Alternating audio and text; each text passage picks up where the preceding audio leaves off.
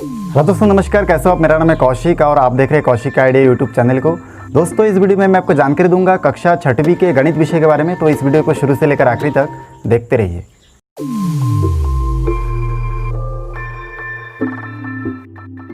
दोस्तों, इस वीडियो में मैं आपसे बात करने वाला हूं कक्षा 6वीं के अध्याय 18 के प्रश्न 18.1 के। देखिए पहला नंबर प्रश्न।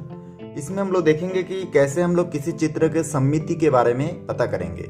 सममिति असल में ऐसा अक्ष होता है जो किसी वस्तु, किसी चित्र या किसी भी चीज को क्या करते हैं, दो समान भागों में विभाजित कर देता है। उसी को हम लोग क्या बोलते हैं? सममिति।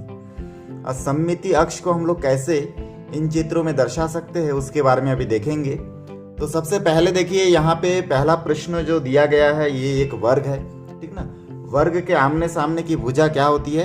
समान होती है। तो मैं यहाँ पे एक नंबर में मैं लिख देता हूँ वर्ग।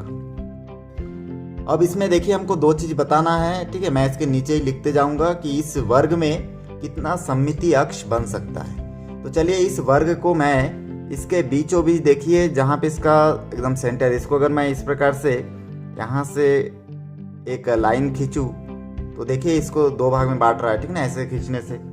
फिर आगे अगर मैं यहाँ पे इसको देखिए इस प्रकार से भी लाइनिंग खींचूंगा, ठीक है, इधर से भी दो भाग में बांट सकते हैं। उसके बाद इधर इसके कोने कोने को भी अगर ऐसे मिला देंगे तो एक साइड दो साइड में बढ़ सकता है। ये ऐसा कर करके ये कितने समान भागों में बांट सकते हैं हम लोग, कितने प्रकार से इसको अगर काटेंगे इस वर्ग को तो कितने प्रकार से ये सममिति अक्ष बन सकता है। तो देखिए बीच बीच में से काटे, इधर से एक बार इधर से एक बार, और तिरछा भी हम लोग इसको काट सकते हैं। तो ये दो त्रिभुज बनेगा एक समान आकार का, क्योंकि वर्ग की सभी भुजाएं एक समान होती है। अब देखिए इसको और कहीं से काटा नहीं जा सकता, ठीक है, बीच में से काटे, इधर से काटे, ये देखिए। तो कुल मिला के कितने बार कितना रेखा हम लोग खींचे, तो देखिए उसको नंबरिंग कीजिए। ये देखिए ये पहला रेखा, ये दूसरा, ठीक ना, ये तीसरा रेखा हो गया, और ये आपका चौथा, ठीक ना। तो ये देखिए सब हमारा 4 बार हम लोग लाइन खींचे हैं। एक देखिए 1 2 3 और ये 4।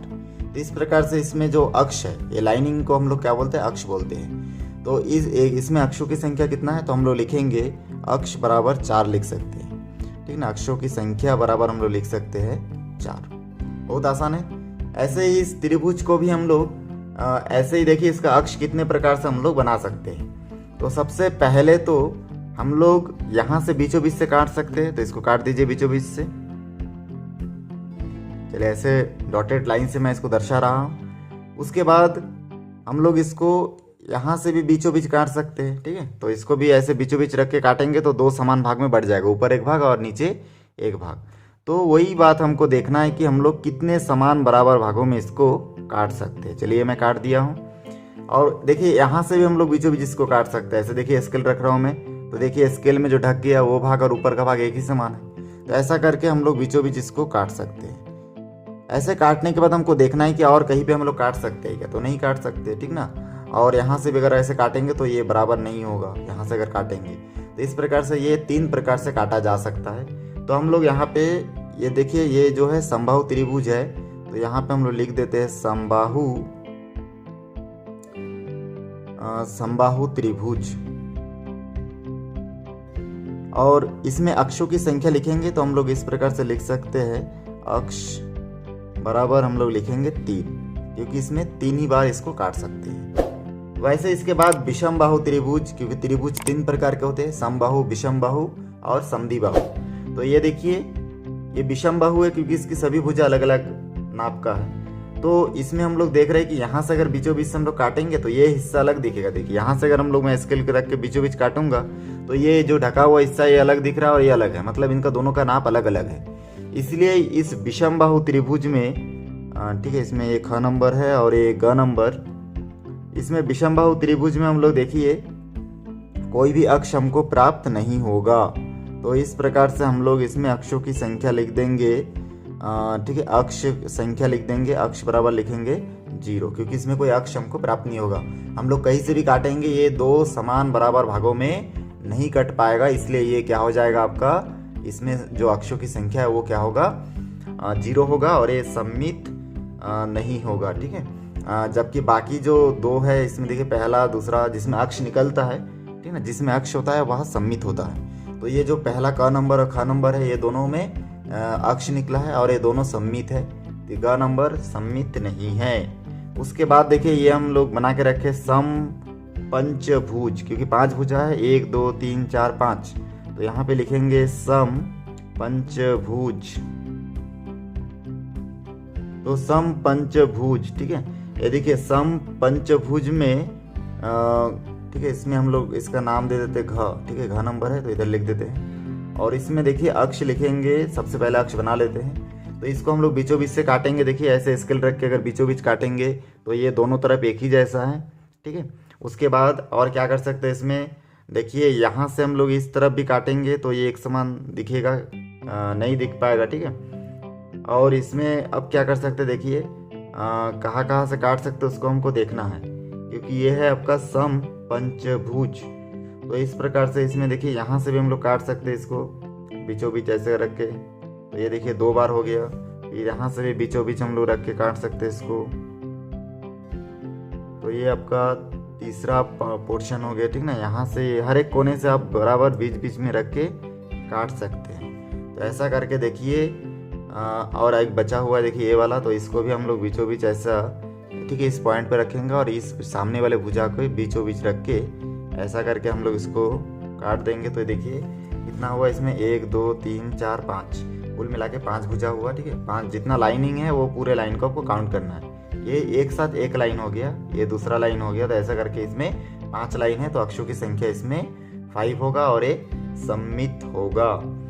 उसके बाद इसमें आगे देखिए, इसमें देखिए आगे जो चित्र दिया है आयत, इसमें मैं अक्ष पहले से लिख के रखा हूँ, ठीक है। यहाँ पे इसमें अक्षों की संख्या हमको ज्ञात करना है। तो आपको कुछ नहीं करना, सिंपली स्केल से इस प्रकार से इसके बीचों बीच आपको लाइनिंग खींचना है कि कितने प्रकार से इसको काटा जा सकता है। तो देखिए एक प्रकार हो गया, और इसके बीचों बीच इधर से भी हम लोग अगर इसको 2 भाग में पार्टीशन करेंगे, ठीक ना, तो यहाँ से ये ऊपर नीचे बराबर होगा।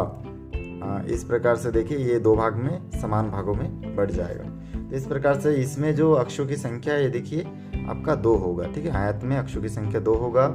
समांतर इसमें भी हम लोग अगर इसको बांटे तो यहाँ से अगर हम लोग इसको, ठीक है, ये कोने को मिला दे तो ये दोनों कोना भी क्या होगा, इसमें भी अक्षों की संख्या जो है क्या होगा आपका, देखिए एक दूसरे के बराबर नहीं होगा क्योंकि ये सम्मित नहीं है, ठीक है। और सॉरी दोस्तों, यहाँ पे हमको क्या कि देखिए जो समांतर चतुर्भुज है यहाँ पे हम लोग अक्ष बना सकते हैं। ये देखिए एक अक्ष हो गया, और इधर से अगर हम लोग इसको कुछ इस प्रकार से डायग्राम में हम लोग इसको बनाएंगे, ठीक है। अगर ये देखिए ये क्या है कि समांतर चतुर्भुज जिसमें 2 भुजाओं का बीच का जो अंतर है वो क्या होगा, एक समान होगा।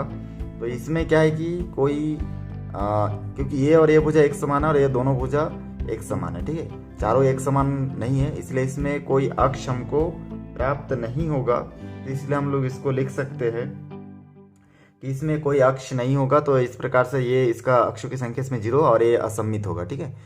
4 नंबर आपका समांतर चतुर्भुज जो है असम्मित होगा।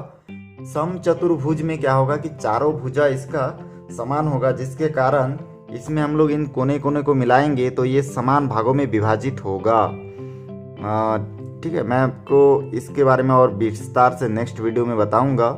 तो यहाँ पे देखिए इस प्रकार से ये इसको अगर बांट देंगे तो ये होगा, क्योंकि इसके सभी भुजा एक समान है। अब जिसमें भुजा अलग अलग होता है, ठीक है ना, चारों भुजा अलग अलग होते हैं नाप के, उसमें दिक्कत ये होता है कि एक समान बांटोगे तो उसमें बटेगा नहीं, क्योंकि उसमें अलग अलग नाप का उसमें आता है। तो इसमें देखिए सम चतुर्भुज में आपको अक्षों की संख्या इसमें 2 मिल जाएगा, तो इसमें भी हम लोग 2 लिखेंगे। आगे चलिए इसमें बढ़ते हैं, और भी कुछ डायग्राम इसमें दिया गया है। जैसे कि यहाँ पे देखिए ज नंबर में समषष्टभुज के बारे में बताया गया है। तो समषष्टभुज क्योंकि ये समान है सभी भुज, तो इसमें ये कोने कोनों को आपको मिला देना है। तो इसको चलिए मिला देता हूँ मैं। तो ये देखिए ये पहला 1 हो गया, ठीक है। और वैसे ही यहाँ से हम लोग इसको बीचों बीच काट सकते हैं। तो ये दूसरा अक्ष हो गया, और इधर से ये तीसरा अक्ष हो गया। और देखिए 3 लाइन खींचने के बाद इसमें और हम लोग इसको बीचों बीच नहीं करेंगे, क्योंकि इसका जो मेन पॉइंट है उस पॉइंट को अक्ष मान के हम लोग चलेंगे। तो इस प्रकार से इसमें अक्षों की संख्या, ठीक है, ये हमको प्राप्त हुआ। और बीचों बीच से भी आप चाहे तो काट सकते, जैसे कि देखिए इसको अगर बीच से इस प्रकार से भी हम लोग काट देंगे तो ये एक अलग से कट जाता है, ठीक ना। और उसके बाद यहाँ से भी काट सकते हैं। तो ऐसा करके जितना बीचों बीच आप इसको काट सकते हैं उन सभी अक्षों को आपको यहाँ पे शो करना है। जैसे कि मैं यहाँ पे देखिए, और इसको भी यहाँ से देखिए, इस भुजा को भी बीच से काट सकते हैं। तो इस भुजा को भी, सभी भुजा के जो सेंटर है उसको बीचों बीच आपको इस प्रकार से काटना है। तो काटने के बाद देखिए इसमें कुल जो अक्षों की संख्या प्राप्त होता है, देखिए 1 2 3 4 5 6 प्राप्त होता है। तो इस प्रकार से हम लोग यहाँ पे 6 लिखेंगे। फिर आगे बढ़ते इसमें देखिए अर्धवृत्त के बारे में इसमें दिया गया है। तो अर्धवृत्त में आपको दिख ही रहा है कि इसमें अर्धवृत्त में कोई कोना नहीं है, खाली गोलाई है, और इसके बीचों बीच हम लोग इसको एक भाग में काट सकते हैं। तो यहाँ पे कुल जो अक्षों की संख्या होगा वो कितना होगा, 1 होगा, और ये सम्मित होगा। जितना मैं अक्ष निकाला हूँ वो सभी सम्मित होगा। तो यहाँ पे अक्षों की संख्या हम लोग 1 लिख देंगे। देखिए इसी वृत्त के आधा काटने से जितना प्राप्त होता है उसको चौथाई वृत्त बोलते हैं। तो ये प नंबर क्वेश्चन में चौथाई वृत्त को भी हम लोग बीचों बीच इस प्रकार से अगर यहाँ से कोना कोनी हम लोग बना दे तो ये 90 डिग्री के सीधा में देखिए एक अक्ष बनाएगा। तो ये क्या हो जाएगा, इसमें भी अक्षों की संख्या 1 होगा और ये सम्मित होगा। वृत्त में हम लोग जानते हैं कि इसमें आप लोग किधर से भी कितने ही प्रकार के इसमें कटान बिंदु लगा दे, क्योंकि वृत्त की सभी भुजाएं एक समान होती है। और इधर आप इसको चारों तरफ से कितना भी अनंत संख्या तक इसमें आप ऐसे लाइनिंग खींच सकते हो, कभी खत्म नहीं होगा। इसलिए हम लोग मानते हैं कि वृत्त में जो सम्मित भुजाओं की संख्या है वो क्या होगा, अनंत होगा। सम्मित अक्षों की संख्या एक समान होगा, मतलब अनंत होगा। तो इस प्रकार से हम लोग इसमें लिख देंगे ये सम्मित है और इसमें सम्मित अक्षों की संख्या जो है वो अनंत होगा। तो यहाँ पे आप अनंत इसमें लिख दीजिए। उसके बाद देखिए इसमें ब नंबर क्वेश्चन में दीर्घ वृत्त के बारे में बताया गया है। इसमें सममितीय अक्ष हमको देखना है। दीर्घ वृत्त में क्या होता है कि अंडा आकार का होता है, ठीक ना। तो इसमें हम लोग अक्ष देखेंगे तो इसमें बीच में से इस प्रकार काट सकते हैं और यहाँ से भी हम लोग इस प्रकार से एक अक्ष खींच सकते हैं। तो बाकी इधर से खींचेंगे तो अलग दिखेगा, ठीक है, इसमें अलग हो जाएगा नाप इसका। तो इस प्रकार से इसमें अक्षों की संख्या जो है वो 2 होगा। तो देखिए इस प्रकार हमारा प्रश्नावली 18.1 जो है ये पूरी तरह से कंप्लीट होता है। दोस्तों वीडियो अच्छा लगे तो लाइक करें, शेयर करें, सब्सक्राइब करें और बेल आइकन को भी प्रेस करें ताकि जब भी मैं कोई नया वीडियो बनाऊं तो उसका नया अपडेट सबसे पहले आप तक पहुंचे। धन्यवाद।